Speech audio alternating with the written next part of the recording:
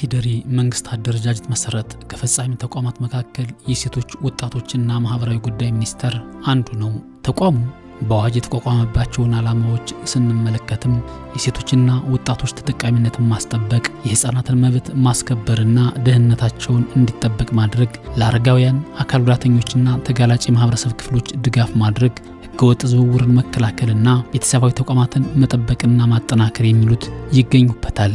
እነዚህን ተልዕኮዎች እውን ለማድረግም መዋቅራዊ አደረጃጀቱን በክልል ቢሮዎች፣ በዞንና ከተማ አስተዳደር መምሪያዎች እንዲሁም በወረዳ ክፍለ ከተማና ከተማ ጽፈት ቤቶች አዋቅሩ እየሰራ ይገኛል። የባህር ዳር ከተማ አስተዳደር ሴቶች ወጣቶችና ማህበራዊ ጉዳይ መምሪያም በከተማ አስተዳደሩ የዓላማዎችን ተፈጻሚነትን ለማድረግ እየታተረ ይገኛል። በስድስቱም ክፍለ ከተሞች የወጣቶች ስብዕና መገንቢያ ማዕከላት እንዲኖሩና ለነገ ተወዳዳሪ ምስጉን ሀገር ተረካቢ ወጣት ለመፍጠር እየሰራ መሆኑን የገለጹት የመምሪያው ኃላፊ ወይዘሮ ሰብለ ዘውዱ ናቸው። ዛሬ ላይ ወጣቱ ላይ መስራት ካልቻል ወጣቱ ነገ ሀገርን መረከብ አይችልም። ይህንን ለማድረግ ደግሞ ወጣቱን የሚውልበትን ምቹ ሁኔታ መፍጠር እንደ መንግስትም ይመለከተናል። እንደ ባህር ዳር ከተማ በስድስቱም ክፍለ ከተማ እንዲኖር ተግተን እየሰራን ያለን፣ ግን በዋናነት አክቲቭ ሆነው እየሰሩ ነው የምንላቸው ሽንብጥ የወጣት ማዕከል እንዲሁም ደግሞ በላይ ዘለቀ ክፍለ ከተማ ላይ ያለ በላይ ዘለቀ ወጣት ማዕከል እነሱ በተለይ አክቲቭ ሆነው እየሰሩ እየተንቀሳቀሱ ያለበት ሁኔታ ነው ያለ። ከ9 ሚሊዮን ብር በላይ ወጪ ተደርጎ ለወጣት ስብዕና ማዕከሉ ሙሉ ግብዓት ፈርኒሽ የማድረግ ስራ ተሰርቷል። ወጣቱ እዛ ቦታ ላይ ሲውል ምን ላይ ፎከስ ማድረግ አለበት በሚል መንገድ የዴስክቶፖች፣ ላፕቶፖች በየዝንባሌያቸው ለወጣቱ በተሻለ መንገድ ነገን መኖርና መቀጠል ወይም ደግሞ ህይወትን ማስቀጠል እንዲኖርበት ተብሎ ታስቦና ታልሞ የተሰሩ ስራዎች እጅግ በጣም ብዙ ናቸው። ላይብረሪዎች አሉ፣ እዛ ውስጥ መጽሐፍ እንዲያነብ የተለያዩ መጽሐፍቶች የተሟላ ነው።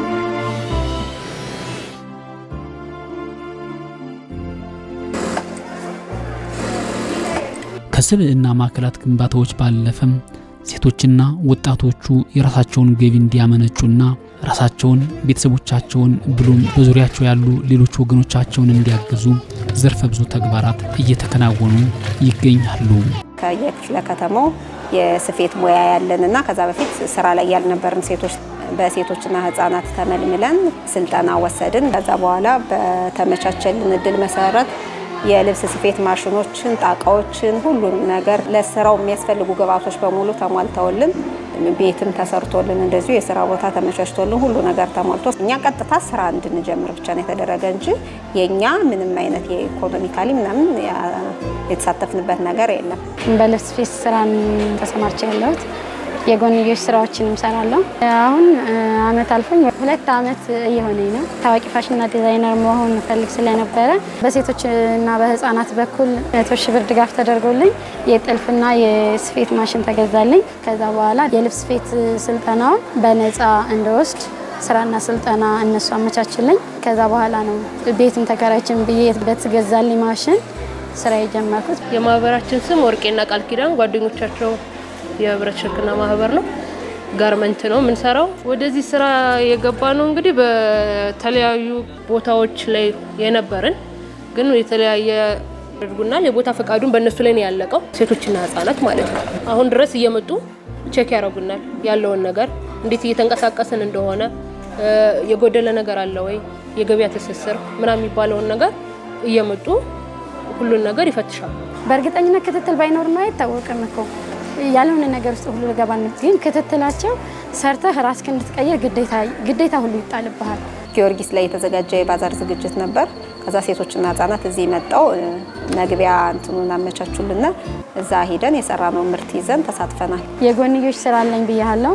የሽመና ጥሬ ዕቃ አቅርቦት እሰራለሁ። የሽመና ጥሬ ዕቃ አቅርቦት በ30,000 ብር ነው የጀመርኩት። 30,000 ብር ነው ብድር የተሰጠኝ። እሱን ብድር እንዳገኝ ያደረገኝም ሴቶችና ህፃናት ናቸው። ከሴቶች አንጻር መስራት የሚችል እጅና እግር የያዙ ግን በገንዘብ እጥረት ምክንያት መስራት ያልቻሉ ሁልጊዜ ዝም ብሎ እርዳታና ድጋፍን መጠበቅም ስለሌለባቸው እነሱም በስድስቱም ክፍለ ከተማ በመለየትና በመመልመል ልክ እንደ ወጣቶች ሁሉ የስራ እድል እንዲፈጠርላቸው ሼድ በማዘጋጀት ስራና ስልጠና፣ እኛ ደግሞ ካፒታሉን በፕሮጀክት በማምጣት ልዩ ልዩ የራሳቸው የሆነ ስልጠና በመስጠት ረገድ ሰፊ ድርሻ ወስደን እየሰራ እንገኛለን ማለት ነው።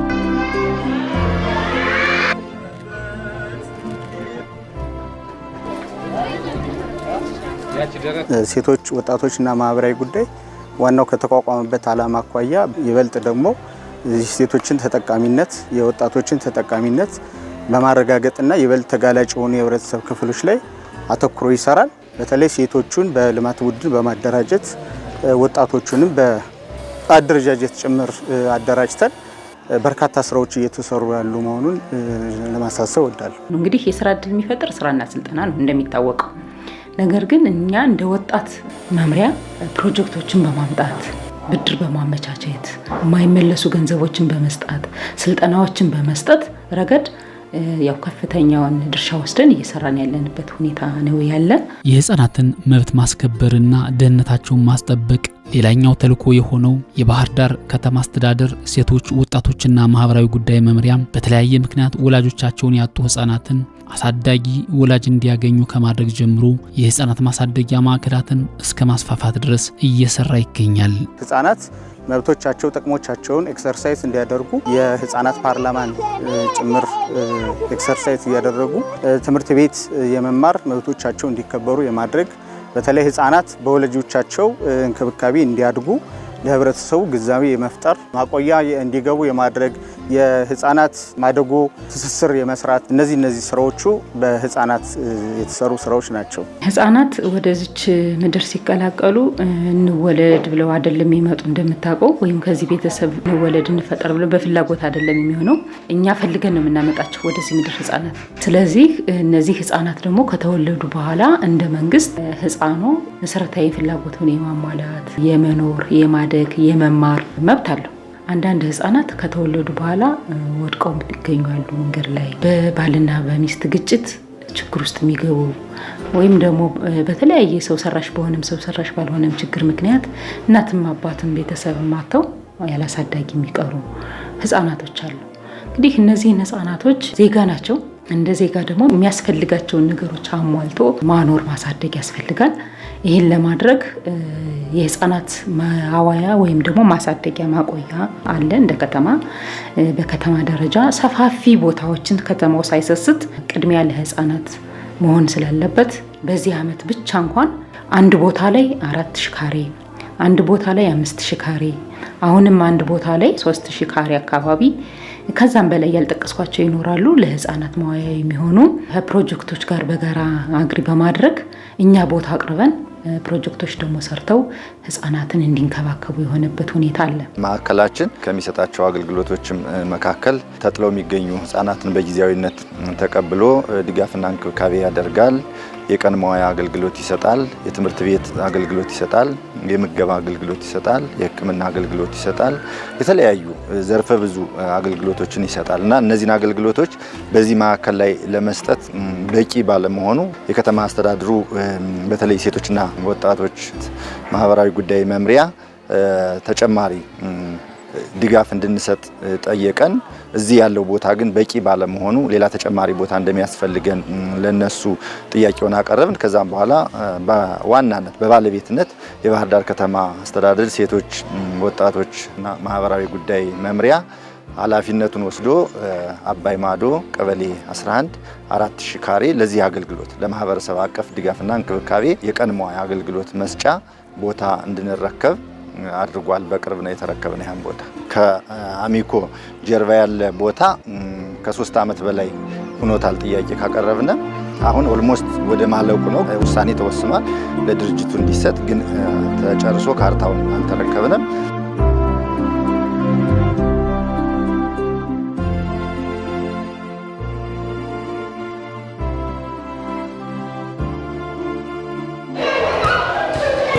ይሄ ብቻ አይደለም።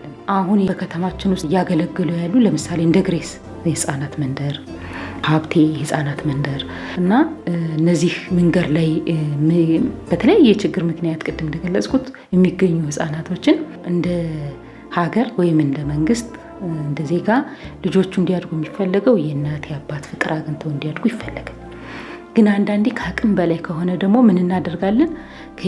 ወድቀው የተገኙ ህፃናትን ከገቡ በኋላ ህፃናት ማዋያ ላይ የመጀመሪያ በቤተሰብ አክስት አጎት ምናምን ካለ በዛ እንዲያድጉ ይፈልጋል። ይሄን የማፈላለግ ስራ እንሰራለን። ይሄ ካልሆነ ደግሞ ምንድነው የሚደረገው? የሀገር ውስጥ ጉዲፈቻ ይፈቀዳል ማለት ነው። ድርጅታችን በተለይ ደግሞ ከባህር ዳር ከተማ አስተዳደር ሴቶች ወጣቶችና ማህበራዊ ጉዳይ መምሪያ ጋር እጅግ በጣም የጠበቀ የስራ ግንኙነት ነው ያለው። ምናልባት አሁን ግሬስ ውስጥ በሺዎች የሚቆጠሩ ህፃናት የተለያየ አገልግሎት ያገኛሉ። ሁሉም በሺዎች የሚቆጠሩ ህፃናት እያንዳንዱ ህፃን የባህር ዳር ከተማ አስተዳደር ሴቶች ወጣቶችና ማህበራዊ ጉዳይ መምሪያ ሳያልፍ የመጣ ተጠቃሚ የለንም። ተጥለው የሚገኙ ህፃናትም እንደዚሁ ወደኛ ሲገቡም እነሱ ናቸው የሚያስገቡ። ከኛ ከገቡ በኋላም በሀገር ውስጥ ጉዲፈቻ ቤተሰብ እንዲያገኙ የተለያዩ መድረኮችን በማመቻቸት ቅስቀሳ በማድረግ እነዚህ ልጆች ወላጅ አግኝተው በተለይ በሀገር ውስጥ ጉዲፈቻ እንዲያድጉ የከተማ አስተዳደሩ ሴቶች ህፃናት ማህበራዊ ጉዳይ መምሪያ ሚናው በጣም የላቀ ነው። እኔ ወንድ ልጅ ነው ከባለቤቴ ጋር በጉዲፈቻ በአዶፕሽን የወሰድ ነው። 2 ሴት ልጆች ስላሉን ለምን ወንድም አንጨምርላቸውም ብለን ከዛሬ 4 ወር አካባቢ ነው በጉዲፈቻ ልጃችንን በሴቶችና ህፃናት ውል ይዘን ልጃችንን የወሰድን ከዚህ ከግሬስ የልጆችና ወላጆቻቸው መርጃ ማዕከል። ያው እኔ ህፃን ለልጆችም ወንድም 2 ሴት ልጆች አሉኝ እና ለነሱም ወንድም ይሆናቸዋል ብዬ አስቤ ያው ልጅ ወስጃለሁ። ልጅ አዲስ መጀመሪያ ከሴቶችና ህፃናት ሄርኩ ጠየቅኩኝ። የማሳደግ አቅም አለሽ ተባልኩ። የደሞዝ ስኬልም ቤትም እንትን ተደርጓል ይጎበኛሉ። ያን አይተው ያው ከዚህም ጋራ ቢሮ ጋራ እየተነጋገሩ ታማለለ ያልተማለለ የሚለው ተገምግሞ ከዚያ የማሳደግ አቅም አላት ወይ ተብሎ ማህበራዊ ዋስትናዎች ገምግሞ ነው ልጅ ወሰዱት።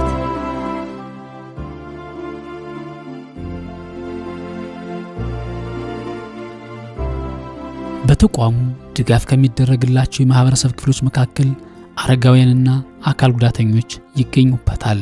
የባህር ዳር ከተማ አስተዳደር ሴቶች ወጣቶችና ማህበራዊ ጉዳይ መምሪያም በከተማው ለሚገኙ አረጋውያንና አካል ጉዳተኞች ከዕለታዊ ጉርስ እስከ ዓመት ልብስ፣ ከመጠለያ ግንባታ እስከ ቋሚ የገቢ ማስገኛ ስራ፣ እድል ፈጠራ ስራዎችን ከሌሎች አጋር ድርጅቶችና ባለድርሻ ተቋማት ጋር በመተባበር እየሰራ ይገኛል።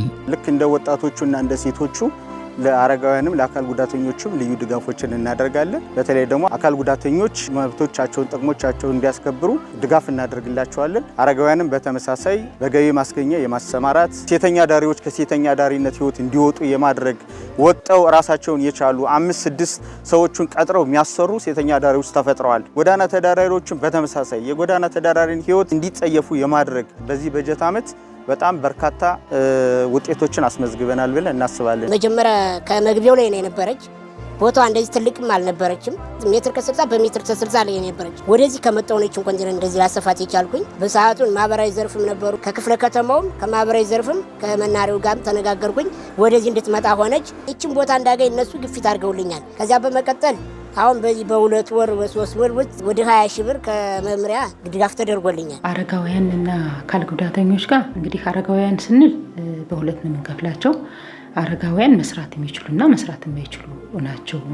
መስራት የሚችሉ የምንላቸው በሙሉ ጤንነት ላይ ሆነው ከ60 ዓመት ጀምሮ ያሉ ሰዎች መስራት ይችላሉ።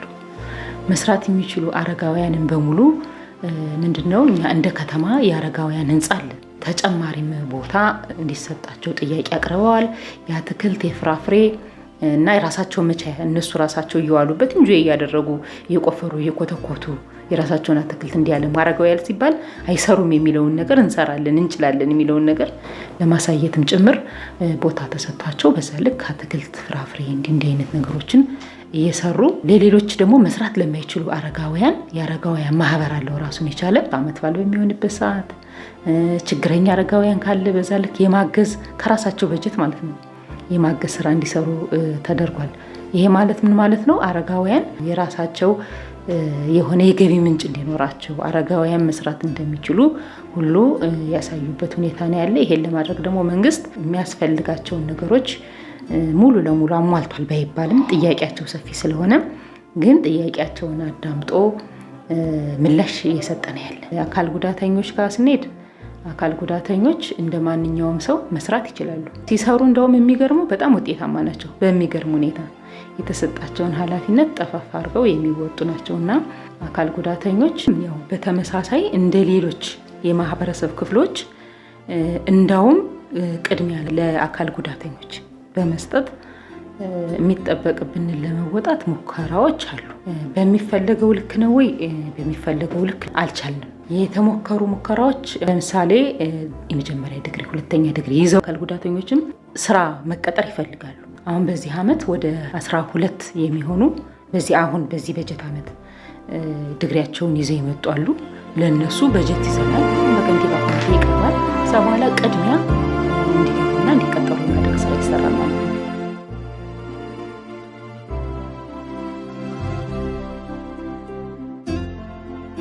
የሀገርም ሆነ የማህበረሰብ መሰረቱ ቤተሰብ መሆኑ ይታወቃል። የተረጋጋና ሰላማዊ ቤተሰብ ሲኖር ደግሞ አካባቢም ሰላም ይሆናል። አካባቢ ሰላም ሲሆንም ሀገር በፍቅር ትጸናለች። ቤተሰብ ከተናጋ ግን ልጆች ይበተናሉ፣ ለአካባቢው ማህበረሰብም ሸክም ይሆናሉ፣ ለሀገርም ስጋት ይፈጥራሉ። የባህር ዳር ከተማ አስተዳደር ሴቶች ወጣቶችና ማህበራዊ ጉዳይ መምሪያም በከተማዋ የተናጋና የፈረሰ ብሎም ለተወለዱ ልጆች ተስፋ አስቆራጭ የሆኑ ክስተቶች እንዳይፈጠሩ በትኩረት እየሰራ ነው። ቤተሰብ አንድ ራሱን የቻለ ተቋም ነው። ቤተሰብ ላይ ስራ መስራት አገር ላይ ትውልድ ላይ ስራ መስራት ነውና ቤተሰብ ላይ የምንሰራቸው ስራዎቹ አንደኛ ቤተሰብ እንዳይበተን፣ ትዳር ተበተነ ማለት ለከፋ ችግር ተጋላጭ የሚሆኑ ህፃናት ለጎዳና ተዳዳሪነት ይዳረጋሉ፣ ሴቶቹ ለሴተኛ ዳሪነት ይገባሉና ቤተሰብ ላይ ስራ መስራት አገር ላይ ስራ መስራት ነውና የምንሰራቸው አንደኛ ቤተሰብ እንዳይበተን፣ ቤተሰብ ላይ ፍቺ እንዳይፈጠር በየክፍለ ከተሞቹ በተለይ በ6ቱም ክፍለ ከተማ ባህላዊ የእርቅ ሽምግልና እሱሱን ስራ ጀምረናል። እንግዲህ የቤተሰብ ተቋማትን መጠበቅ ማለት ቤተሰብ ላይ ያለው መስተጋብር፣ ቤተሰብ ላይ ያለው የአኗኗር ዘይቤ፣ ቤተሰብ ላይ ያለው የስነ ምግባር የተስተካከለ ከሆነ ከቤተሰብ ወጥቶ ለሌላው ሸክም ሊሆን አይችልም። ምክንያቱም የተስተካከለ ቤተሰብ ካለ ከቤተሰብ አልፎ ወጥቶ የመጀመሪያው እኮ ለሰፈር ነው አይደል ችግር የሚሆነው። ከቤት ሲወጣ ከሰፈር አልፎ ደግሞ ለከተማችን ነው ችግር የሚሆነው። ከከተማ አልፎ ለሀገር ሸክም ይሆናል። ያ ግን ምንድነው? የቤተሰብ የተቋሙ ቤት ላይ ያለው ተቋም የጎደለ ነገር ነበር ማለት ነው። የጎደለ ነገር ማለት ምን ማለት ነው? እንደ ቤትህ መጀመሪያ ቤተሰብህን በተሻለ ስነ ምግባር በተሻለ መንገድ እንዴት የቤተሰብ አስተዳደግ ምን መሆን አለበት፣ ቤተሰቡ በምን መንገድ መኖርና ማደግ የት መድረስ አለበት፣ ራዩ ምንድነው የሚለውን ነገር ከቤተሰብ ጀምሮ እያንዳንዱ ቤተሰብ በዚህ ልክ ቤተሰቡን አንጾ ማሳደግ አለበት ማለት ነው። ምንድነው ስራው ነበር? የመጀመሪያው በተለይ ከተወለደ በኋላ ኃላፊነት ለልጆቹ እንዲሰማው እንዳይለያዩ የማድረግ የምክር አገልግሎት መስጠት ቤት ለቤት ስራ ይሰራል። በዚህ አመት ብቻ ከ200 በላይ ቤተሰብ ከተለያዩ በኋላ በሀገር ሽማግሌ ማስታረቅ ችለናል። ይህም በመሆኑ ልጆቻቸውን ይዘው መጥተው ባልና ሚስቱ አብረው መጥተው በአመቱ መጀመሪያ በዚህ አመት እኔ ራሴ በተገኘሁበት በተለያየ ልዩነት ቢለያዩም ለልጆቻቸው ሲሉ በሀገር ሽማግሌ አማካኝነት ልዩነታቸውን አጥብበው እንደገና ኑሮ መስርተው ልጆቻቸው የተሻለ ደረጃ ትምህርታቸውን የቀጠሉበት ሁኔታ ስለነበረ ደብተር፣ እስክሪብቶ የአመቱ ሞዴል ቴንኪው ብለን ፕሮግራም አዘጋጅተን ቴንኪው ማለት ሰርተፊኬቶችን የሰጠንበት ሁኔታ ነው ያለ።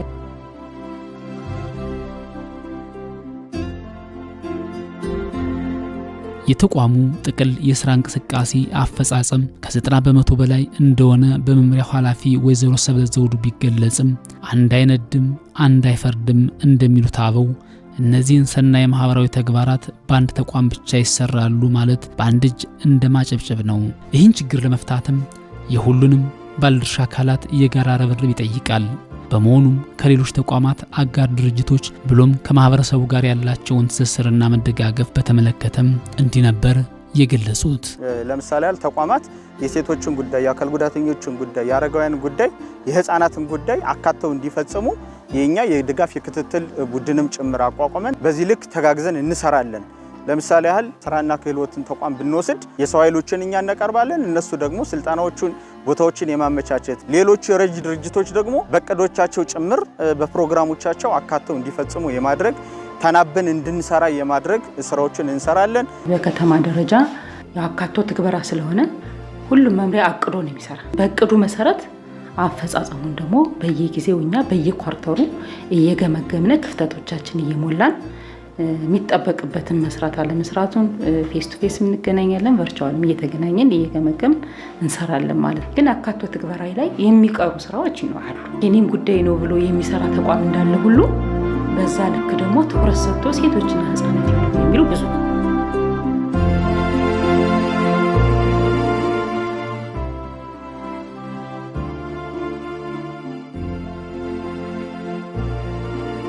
በከተማችን ታላላቅ ባለሀብቶች አሉ። እነዚህ ባለሀብቶችም ጭምር ለምሳሌ ያህል በዓላት ሲኖሩ ሙስሊም ክርስቲያን ሳይለዩ እስከ 2 ሚሊዮን ድረስ አንዳንድ ባለሀብቶች የሚሰጡበት ማህበራዊ ተጠያቂነታቸውን እያጎለበቱ የሚሄዱበት አሁን እድሮችን ብንወስድ እድር የሁሉም ማህበረሰብ የሚሳተፍበት ነው፣ እድሮቹ ጀምያዎቹ። ስለዚህ ህብረተሰቡን የምናገኘው በዚህ መዋቅር ውስጥ ነውና አደረጃጀቶቹ ሰፊ ስራ እንዲሰሩ የአድቮኬሲ ስራዎችን እንሰራለን። ሂደን ማሰሪያው ማህበረሰቡ ምክንያቱም አሁን ስንላቸው የቆየናቸው ሁሉ ነገር ማህበረሰቡ ውስጥ ያለ እኛ እንደ ተቋም እዚህ እንቀመጥ እንጂ ማህበረሰቡ ውስጥ ያለውን ችግር ደግሞ ሊፈታው የሚገባ በቋሚነት ማህበረሰቡ ነው። እስካሁን የምገልጻቸውን ይሄ ተሰራ ሲል የነበረውን እየሰራው ያለ እኛ እናስተባብረው እንጂ ማህበረሰቡ ነው። ለምሳሌ የአረጋውያን ቤት ብንሰራ፣ የወጣት መዝናኛ ማዕከል ቢሰራ መንግስት ብቻውን ወይም የሆነ አካል ብቻውን የሚሰራው አይደለም። በጉልበቱ ሊሆን ይችላል፣ በእውቀቱ ሊሆን ይችላል፣ በገንዘቡ ሊሆን ይችላል። ማዕድ ማጋራት ላይ ብትሄድ፣ አልባሳት ላይ ብትሄድ፣ በተለይ ችግር ውስጥ ያሉ ህፃናትን በማገዝ ረገድ በጊዜም በቋሚ ድጋፍም በማገዝ በዓል ላይ በሚሆንበት ሰዓት አብሮ ለመዋል የሚደረገው እንቅስቃሴ የማህበረሰቡ አስተዋጽኦ በጣም ጉልህ ነው።